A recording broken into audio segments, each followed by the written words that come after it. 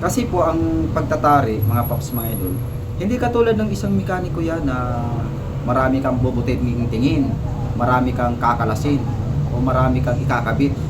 So sa pagtatari, ang the best sa pagtatari, pag may point ka or may bis ka na tinatawag, o yung asinta mo kung saan nakapuntarya o saan nakatungo, dapat yun na po mga paps, mga idol.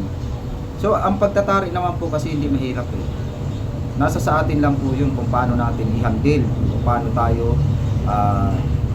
ikasa yung mga tari na yan. Kasi po, marami naman po talagang tari sa ngayon o sitting na tinatawag na marami po silang inaasinta.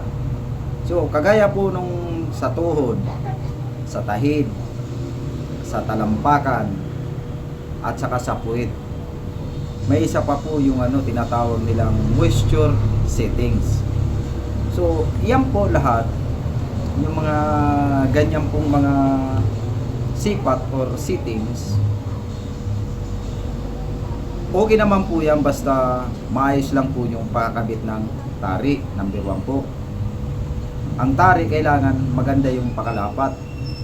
Base doon sa inilagay mo na leather boots at saka paunan.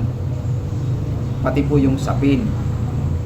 Pangalawa po, yung tari dapat quality.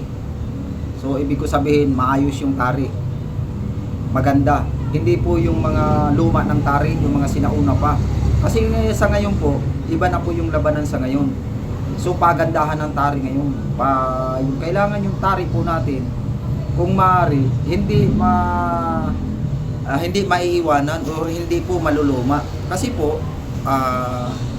hindi ko naman po sinasabi na ang tari ko is lamang na doon sa iba. Hindi naman po ganun. Ang ibig ko sabihin, dapat po yung tari natin maayos din talaga. Kasi iba na pong kalakaran ngayon ng pagsasabong. So masyado na po commercial ngayon yung tari at saka yung mga yung mga sabong po natin. So kailangan po yung number 1 po yung tari natin talagang the best po para sa akin. So kailangan po mga moderno na yung tari natin or mga modelo na sa ngayon. So yung mga luma, kung maaari, mga pinaglumaan natin, itabi na lang natin yon o isang remembrance na lang yon.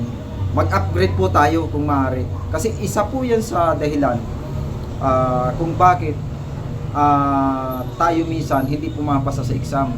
Gawa ron sa tari natin na hindi na upgraded. So, unang-una po kasi, pagdating dun sa may subo na tinatawag, pag may subo po yung tari natin, sa tagal po ng papabasyada, pabalik-balik sa basyadahan. So, nababawasan po yung kalidad ng subo niya, mga paps, mga idol. So, iba na po yun, kumbaga. Hindi katulad sa bago yung tari mo, mga bago siya, mga modelo. So, pagtingin ng parokyano natin, maingganyo sila kasi magaganda po yung tari natin. Mga modelo sila. Yan po, isa po yan sa aking pananaw po, isa yan sa dahilan or dapat natin ayusin na maayos po yung mga tari natin, mga paps, mga idol.